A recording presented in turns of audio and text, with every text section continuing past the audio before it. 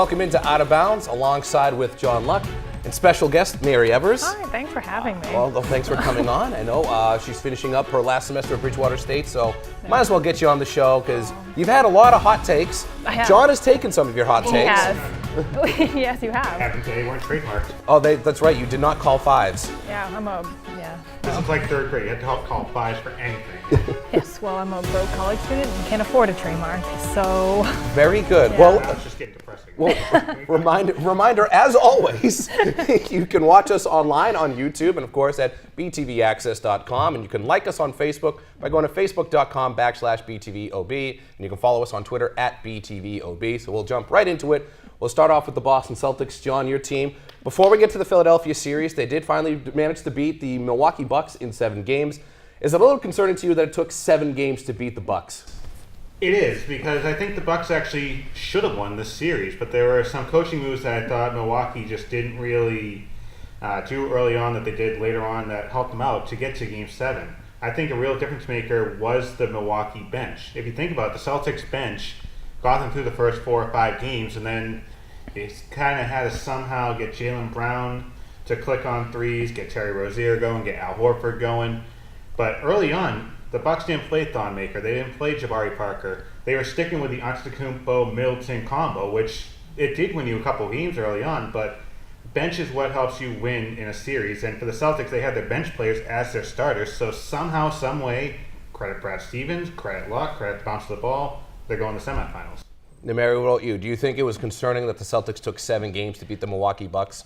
I don't know if it's concerning because I guess I kind of saw it coming because that's the Celtics thing. They win at home, but they're not so strong on the road. And we saw that in the 2008 championship run, the first 2 rounds they had to win at home every single time. So I guess I wasn't too surprised or concerned about it. Yeah, all the home teams in that series won. Now, John, for you mentioned Giannis Antetokounmpo and Chris Middleton.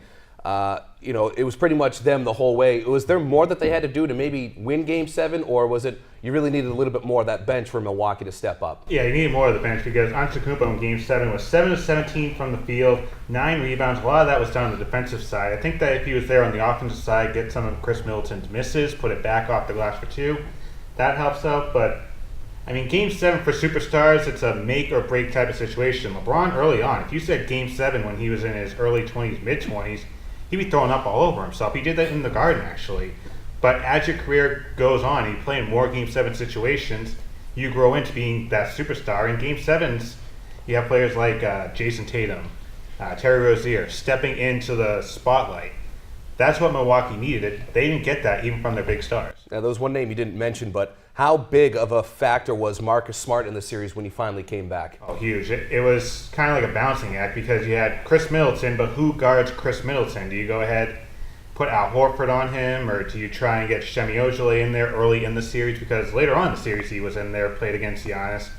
But Marcus was there to stop Middleton. He did a great job and really kept Middleton at bay here. 23 points in Game 5, 16 points in Game 6. In Game 7 he took off with 32 points, a lot of those points done in garbage time in the fourth quarter. But Marcus Smart is proving that he's a very important member of the Celtics. And don't forget, this is his contract year. He's going to be a free agent at the end of the season. So Milwaukee Bucks did finally lose in 7 games. And with that, the Boston Celtics move on to play the Philadelphia 76ers in the Eastern Conference semifinals. Mary, you and I got the chance to watch Game 1. John, yes. Not as much here. John had some prior obligations, but in Game 1, it seemed like the Celtics had that pretty much controlled the whole entire game. Yeah. Philadelphia came in, they got the lead within 10, but Boston really just made sure that you didn't get that comfortable. What were your thoughts on Game 1? I think it's the home field advantage. There's a lot of teams can't come into the Boston Garden and play well. And I think the 76ers, I don't know if it's going to stay that way for the rest of the series, but Game 1 is tough. I think that they have the opportunity to beat the Celtics at the Garden, but they had to get their feet wet first in Game 1. How much of the game did you actually see, John? I saw a lot. I saw a good part of the second half. But looking at the box score, were you watching it on your phone at work? Were you not a committed employee? I wouldn't condone it, but you know what? Sometimes when sports calls for Brian, you just gotta watch it. You see an opportunity and you take it. Yeah. Because I'm the green team of the group here, so I would just watch it over anything. Yes, exactly. So out of what you did see, and I'm assuming you did see some highlights, what were your takeaways from Game 1 of the 76ers series? I think it was pretty impressive. Terry Rozier shooting the ball right off the dribble. That's a sign of a player really growing into a starting role. And if he can continue to do that in Games 2 and more importantly 3 and 4, if he can maybe steal a game in Philadelphia, the Celtics are going to conference finals. More importantly, though, on the Philadelphia side, Ben Simmons, I thought that he was going to have a difficult time shooting from further than 3 or 4 feet away, and he had a difficult time shooting any free throws. So if you can put him on the line, force him to shoot free throws, make him take these mid to long range jumpers, then the Celtics, I think, have this thing sewn up in maybe 5 or 6 games. If they play the way they did last night or Game 1, then they're going to win in 5 or 6. But don't forget, this is a 7-game series. We saw this thing against Milwaukee.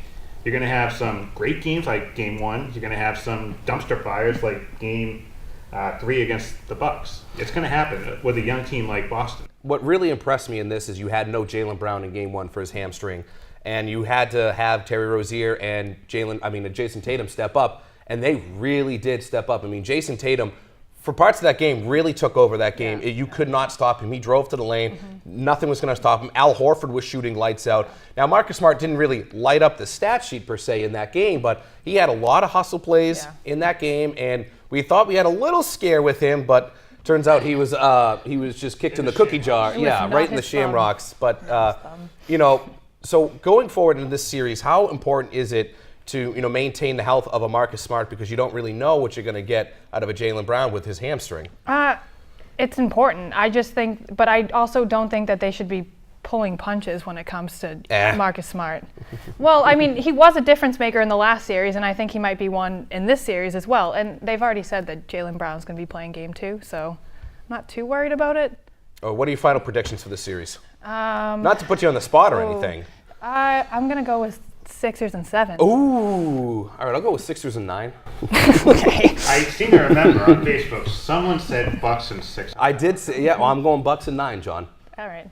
All right, so we'll move on to the other playoff team in the TD Garden, and that is the Boston Bruins. Before we move on to their series against Tampa Bay, they did defeat the Toronto Maple Leafs in 7 games. And Mary, I know you and I had the opportunity to watch Game 7 as well. I don't know if John watched much of that. That's the awkward spoken wheel. I mean, you like have a night job and stuff. I mean, I just hang out here on the set. Irrelevancy.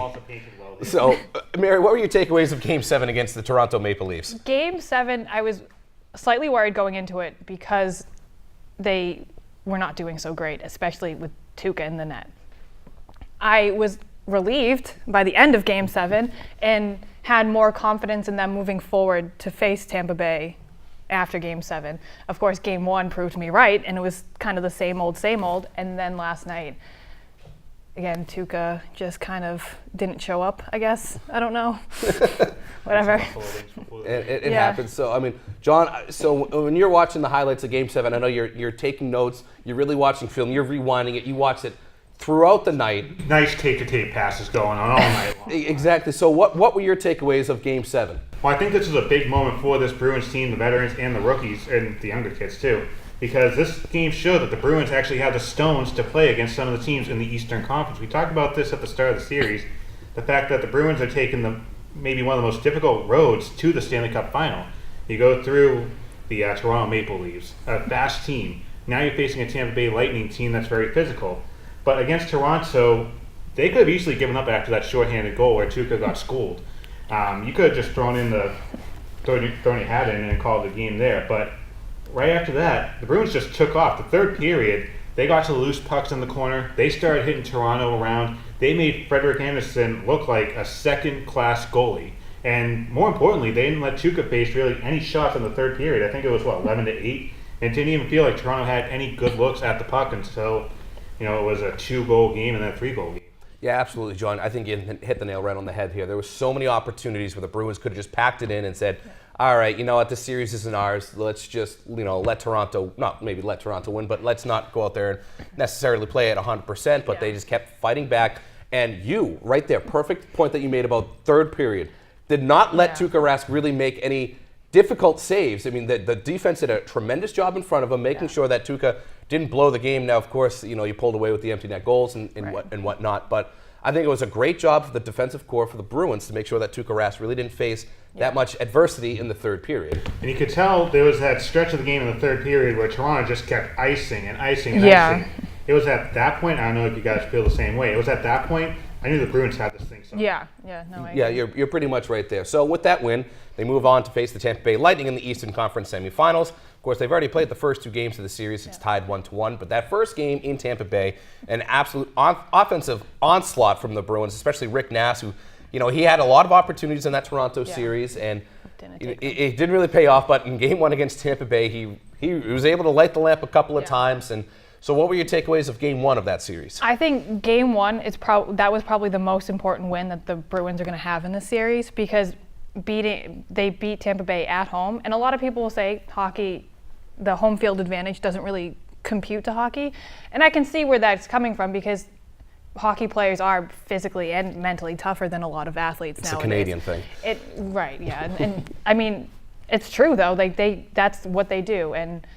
But I think going into any person's, it's setting Tampa Bay back farther than I think they were expecting themselves to be, and it's going to make them play harder. I just hope that the Bruins can keep up and continue to play hard. Yeah, so Tuukka Rask wasn't completely awful in Game 1. He did have a little bit of a wardrobe malfunction and gave up one of Tampa Bay's 2 goals there when the skate blade came off and couldn't. Doing the Harry Potter thing with the referee. And then he tried throwing it the Happy Gilmore style. I like that. That's a good move. That's really how you pump up the team. But John, what were your takeaways of Game 1? Do you think it was a good performance? Do you think it was a very positive performance that you saw out of the Boston Bruins? It was a great performance because you're facing Tampa Bay after they had that almost week layoff because they were done with the Devils, I think, 5 games. Yeah. Meanwhile, the Bruins, they played a 7-game series, so they were in better shape, I feel like, if you look at it from the schedule standpoint. You played Game 7, Thursday? Played Game 1 on Saturday. They came out, they were the quicker team. They got to the puck. They blocked a lot of shots, too. 21 blocked shots from the Bruins players compared to Tampa Bay, who only blocked, I think, something like 6 shots. So, once again, as long as you don't have Tuukka Rask face 40, 45 shots, you have a great shot at winning the game. Tuukka can stop the puck. He can't stop 40, 45, but he can maybe stop 10 or 15 shots. Now, in Game 2, Tuukka Rask did make some good saves, but the 2 goals he gave up, they were pretty weak. Yeah. I remember that the second goal, he literally got out of the way of the shot. I know. I don't know what he saw, but he just slid out of the way, maybe hoping like a wind would take it, or if it was like a cut fastball. I don't know what he was expecting. I think he got distracted because I think it was maybe 5 minutes before that, Xander Bogaerts had a home run. Maybe the game was on one of the big screens. The grand slam that has yet to land yet. That's why I wasn't paying attention to that goal, because I had switched to the Red Sox. Exactly. I mean, I was able to pull off the switch flawlessly, but some people. Play too. John, the Celtics had their time. Okay, we spoke about them. It's done. I mean, you guys are over here talking about Tuukka's distracted by Xander Bogaerts. She brought it up, not me.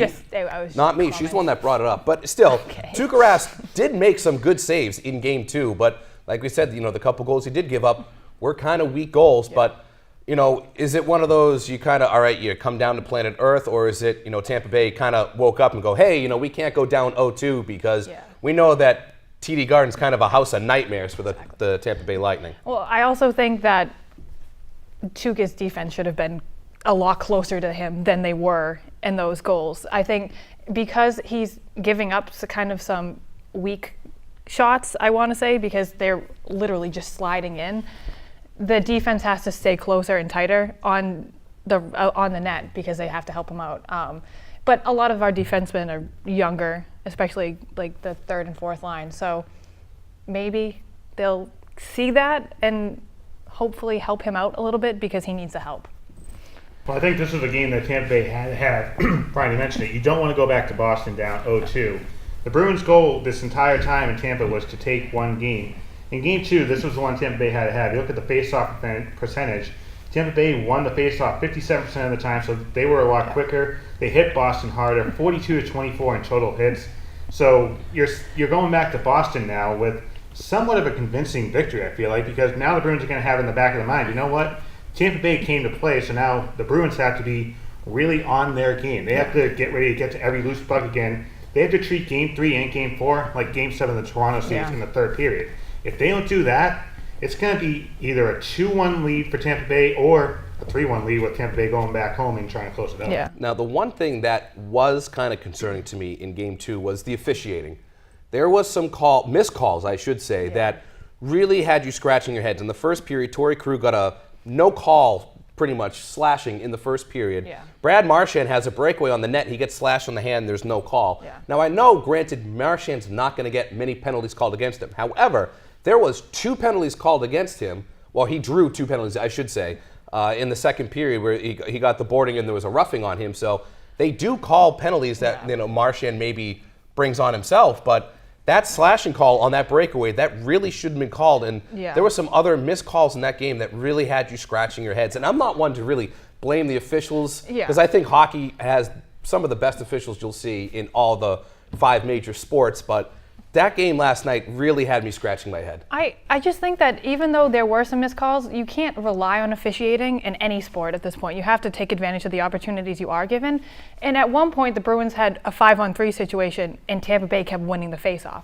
That can't happen when it's 5-on-3. So even if those were called, I can't even say that they would have taken advantage of the penalties. But here's the thing about the 5-on-3. There was 3 faceoffs in the offensive zone, and Patrice Bergeron had to take them all and lost them all. But half the time, Patrice Bergeron's getting thrown out of the face-off circle because of the linesman. So you even at the linesman, you're kind of getting some inconsistency because every time Bergeron's in there and they're kicking him out, and you're going, why are you kicking out Patrice Bergeron? Yeah. I mean, I don't know if they're trying to level the playing field or anything, but it seemed like a lot in this postseason, Patrice Bergeron's getting thrown out of the face-off dot. A lot of that was thanks to Toronto because they talked to referees, I think it was after game 1 or 2, but they were kind of hinting, you know what, watch Bergeron. He's going to try and put his stick down early. He's going to try and get the advantage. So now the officials are watching out more for Patrice Bergeron. They're more likely to throw him out. It's almost like Marchand. You're more likely to call a penalty on Brad Marchand because he has a history. And with officials, if you're the road team and you have the officials, more likely than not, they're going to call the penalties for the home team. They kind of go along with the crowd noise. The same thing goes in any sport, really. I don't really think you see that in hockey, though. In hockey, I think this postseason we've seen it a little more. I feel like there's been more home penalties, and the Bruins are guilty of it too. They've gotten some penalties as well that you can kind of go, was it a penalty, was it not? But it's moments like this where you have to have your big players step up. Is it your Pasternak? Is it your Bergeron, Nash, or your younger players like Jake Bruss? This whole postseason is all about a growth here. How much can this team grow and play for next season? Because realistically, I think next season, this team's primed for a real deep Stanley Cup run. So Game 3 coming up at TD Garden. I think one of the big things for the Bruins in that game, score the first goal, kind of set the tempo there. But we're going to take a quick break. On the other side of the break, we're going to talk about the New England Patriots after they've completed their 2018 draft. And of course, we'll recap the Boston Red Sox season so far. Don't go anywhere. More Out of Bounds right after this.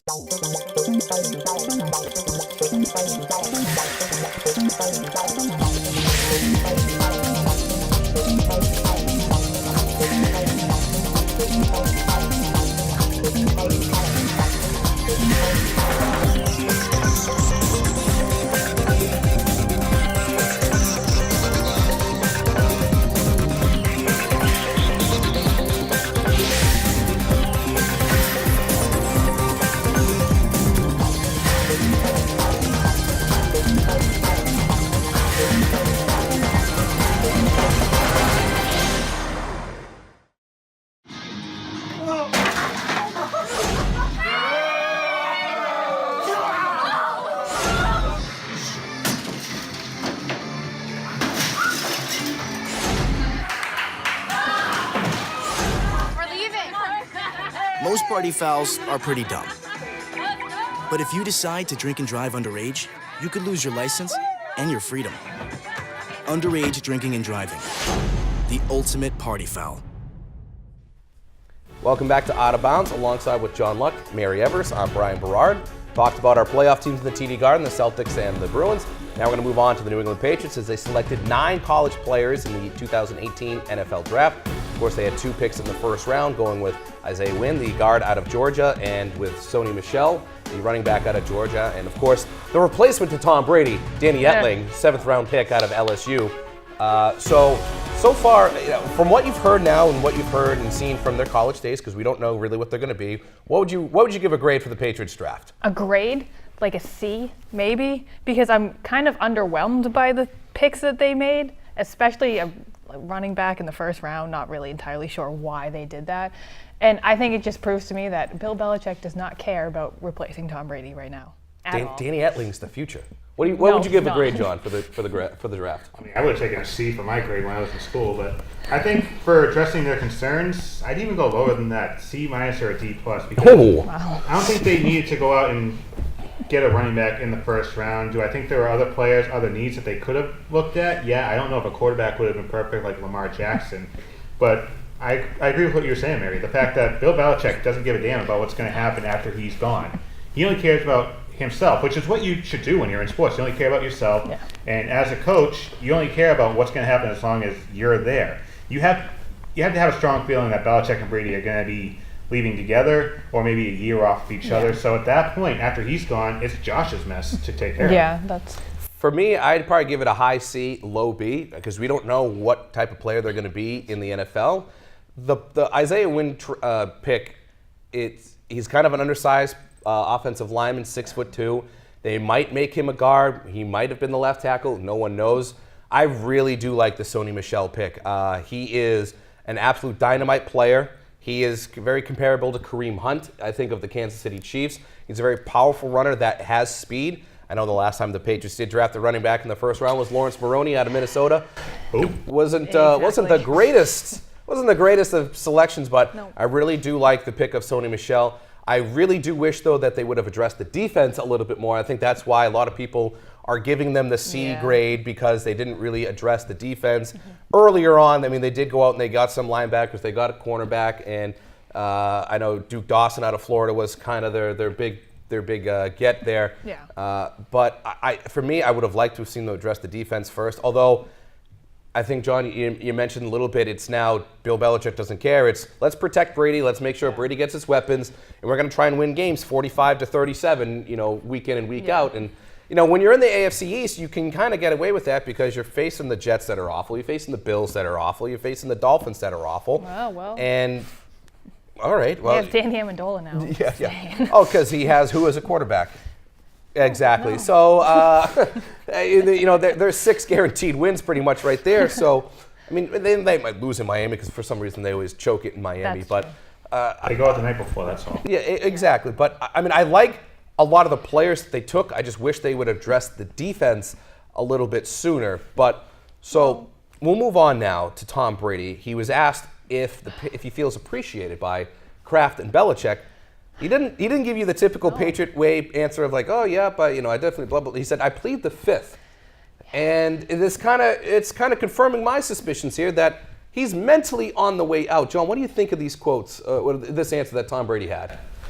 Is it a warning flag? Maybe. I don't put too much into it because these interviews he does with Jay Gray, Jim Gray, whatever his name is, pretty much his puppet.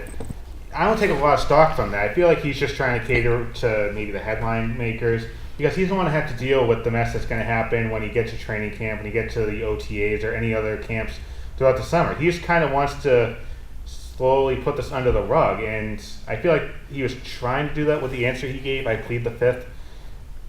Is there stuff going on behind the scenes? Yes. Is it going to come out? Probably in a few years, but right now, I think the Patriots as a whole, Belichick, Kraft, and Brady, they're just focused on next season, and he wants to put this off as long as possible. We're going to find out about everything that happened this offseason probably in the next 5 years after everyone leaves. How does pleading the fifth put this under the rug? That's a good question. See, Thank you. I don't like the interrogation. Pleading the fifth, I feel like you're just trying to give a casual answer that people, when they look at, they're not going to go and make assumptions there. I mean, We're all making assumptions here. We're making assumptions. I'm not the lawyer here. So what's your assumption then? My assumption is that something's wrong, and part of me kind of wants Brady to retire before it gets worse because I don't want to have to deal with an explosion at the end of this franchise. Like, happens a lot when stuff like this happens.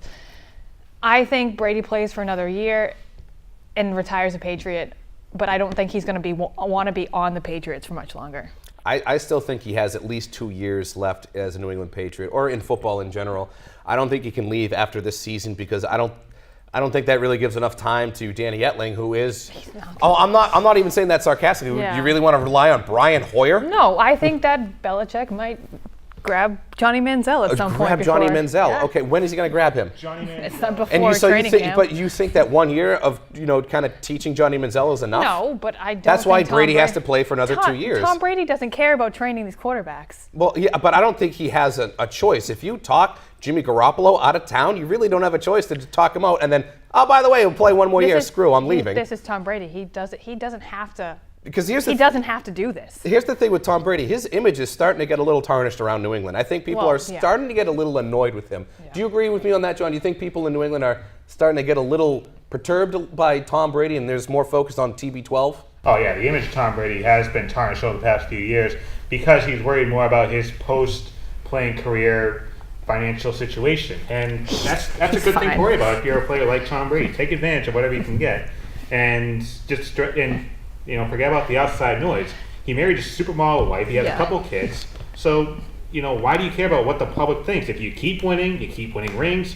Forget the public. You're going to go home to your private mansion that costs billions of dollars. Yeah, well, he doesn't have to worry about his money situation because of his supermodel wife. She is worth like double him. Also, another bigger news, we found out that Rob Gronkowski has finally committed to coming back and playing with the New England Patriots, as has Tom Brady. I know the last time that we met, they came out, 2 days after we had finished filming that. It was like 2 hours. Yeah, well, you know what, we're not always great at timing, but Brady Gronk came back, Game 7 happened, Game 6 happened. I mean, Brian, there's really no point doing the last show. see, the lesson learned, don't try. Yeah. Maybe I'll just take it off the internet, and that way no one will ever know. How about that? Well, it has no views right now. Yeah, it's, once it gets on the internet, game over. Yeah. But so what do you think here now? You finally have we knew that Gronk and Brady were going to come back. What do we finally think now that it's written in stone that they're coming back? Are they still one of the favorites to win the American Football Conference? Maybe, I don't know. I since they won that Super Bowl without Rob Gronkowski, I have not cared about him being on the team. Wow. I don't. Don't hold anything back. He's a distraction. All he does is party and get himself in trouble, and that's very anti the Belichickian way. And I mean, we don't really need him on the field. Maybe we do now with kind of some less people in the backfield, but I don't know. I didn't care either way if he stayed or left, honestly. Are they one of the favorites to win the AFC, John? Wow, how do you really feel about Gronk? I think Gronk is important. I think that's the reason why they're going to probably be in another AFC Championship game, most likely against Pittsburgh.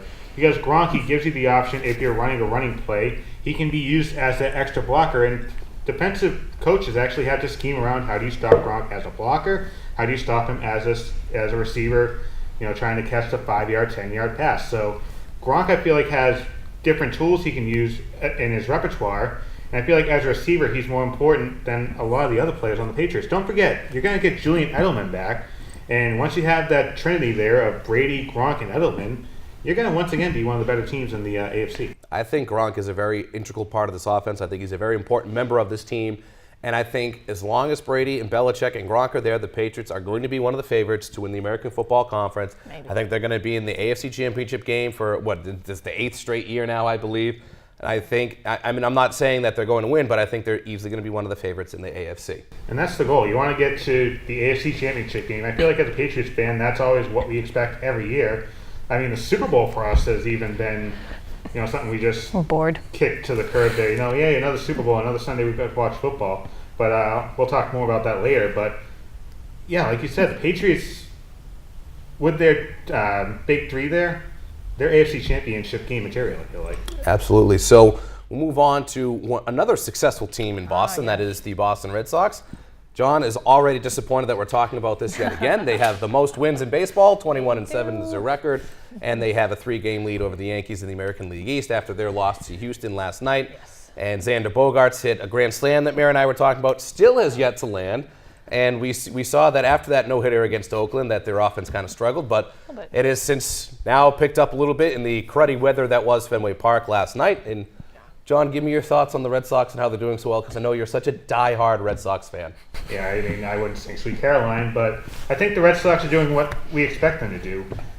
Did we expect them to get no hit? No, but were they going to come down to earth? Yeah, I mean, the offense wasn't going to go ahead and win every game by 6 runs. They had that 8-game winning streak really in the West Coast there, Anaheim, where they won by 9 runs every night. During that 8-game winning streak, they won by an average of about 6 runs. And a lot of that is because of the offense. But you look at the pitching as well. Rick Porcello is a name that sticks out here. He's starting to revert back to the Rick Porcello of a couple of years ago, where he was a Cy Young candidate, or actually Cy Young Award winner. Averaging 7 innings, 3 earned runs. For your number 3 guy, if that's what he's giving you, you'll take that any day of the week. And the offensive side of the ball, Xander Bogaerts starting to warm up again, hit that grand slam that apparently is still up in space or something for NASA. There's a flight crew on it. Yeah, I'm sure there is.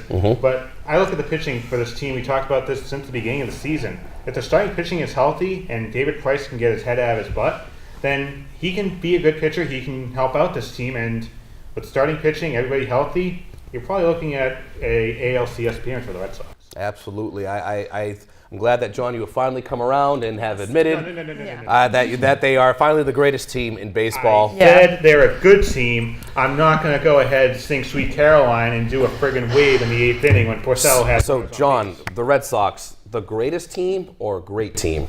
Dumpster fire. I'll put you down for greatest. Mary, what are your thoughts on the Red Sox so far at this point? I think that they're doing better than I expected them to do. After last year, I thought that there was going to be a little bit of a lull to begin the season with a new head coach, because he's still getting used to the system and all the players and what have you. But Alex Cora has done a really good job with this team, especially when it comes to the bats, because we knew going into the season that he had this regiment for Mookie Betts to start hitting. And I mean, he's not playing right now, but basically Betts came out and Bogaerts showed up and replaced him when it came to the bats. So I'm impressed, and I think it's going to continue for a while. I don't know if it's going to continue all season, but I think we have another couple of months at least with this. See, now I think that they're easily World Series champions at this point. Give him the trophy. Don't even bother playing the rest of the season. 1 month. But Mookie Betts is expected to play tonight. John, you and I will be at the game tonight. I'm sure we'll be lined up around it. Exactly. People are going to come flock to us. And I'm calling it here first. Oh, God, no. Chris Sale is pitching on the mound tonight. It's Sale Day. It's also Star Wars Day at Fenway Park. John, we're getting our bobblehead. Xando Carlson, this is stuff dreams are made of. But Chris Sale, 93 pitches, 18 strikeouts, no walks, no hits. It's going to happen. It's not first here. Reply to? Fake news. Don't worry about it. Just don't worry. When it happens, you're going to be jealous because I'm going to be famous. Because I'm Nostradamus over here. Remember, John, I did once correctly predict the final score of a Bridgewater State football game back in the day, so I think I know what I'm talking about here. You correctly predicted a D3 football team's final score once years ago. Yes. Okay. All right, and I am never going to let it down ever again. So we'll get back to baseball here, and I know you talked about the starting pitching as they have started to kind of catch fire, except for one, David Price, who has seemed to have been struggled, especially when it's cold weather and in crappy weather. And I said that I'm getting this close to being fed up with David Price and ready to move on from him. But, John, in your minds, what does David Price have to do to win some of these fans back? Because I'm not the only person that thinks this about David Price. And I know because you're a diehard Red Sox fan, so what does David Price have to do? I think David Price will be fine. All he has to do is go out there, shut his mouth, and pitch. At some point, you have to pitch through the pain. That's what some of these better pitchers do. I mean, Clayton Kershaw was pitching with torn limbs in his arm, and he was going out there and throwing every night. I mean, taking yourself out in the first inning because of a blister in the cold weather, really? Go out there, man up, you go out, you get your 15, 20 runs, then you can get the hell out of here and go to St. Louis, wherever you want to go. That's all you have to do. Shut up and play. There you go. Mary, what do you think that David Price has to do? I'm completely over David Price already. She's already given up. I am. He cannot play in Boston. He just can't. Well, the thing is, he never wanted to. But and I understand that. They offered him a lot of money. He was stupid to turn it down. No, he should not have ever been here. I'm sorry. Everyone, blew his whole coming to Boston out of proportion, and I was severely let down in first season, second season, and I'm just completely done with it this year. He can't stand the fans, and Boston sports fans are kind of a big deal, and it's a big market to be playing in. Oh, okay. Little bit. And this is Boston. It's going to get cold. I don't care what month it is. It's going to happen every once in a while. I can't deal with him being, it's too cold. I can't pitch. All right, very well. So we recapped our 4 Boston teams, and on the other side of the break, we're going to have our final thoughts, so don't go anywhere. More Out of Bounds right after this.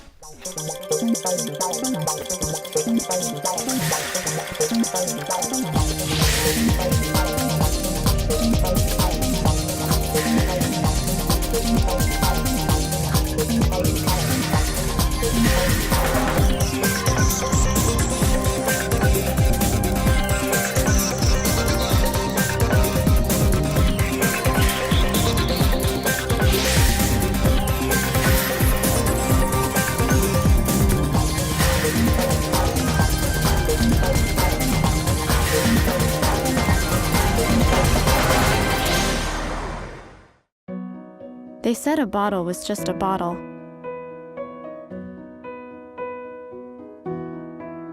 That no one would ever notice me.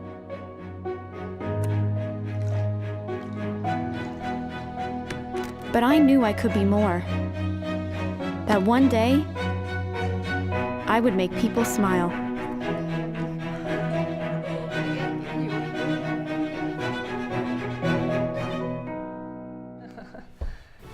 Welcome back to Out of Bounds alongside with John Luck and Mary Evers. I'm Brian Berard, and it's time for our final thoughts. So, John, the floor is yours. Yes.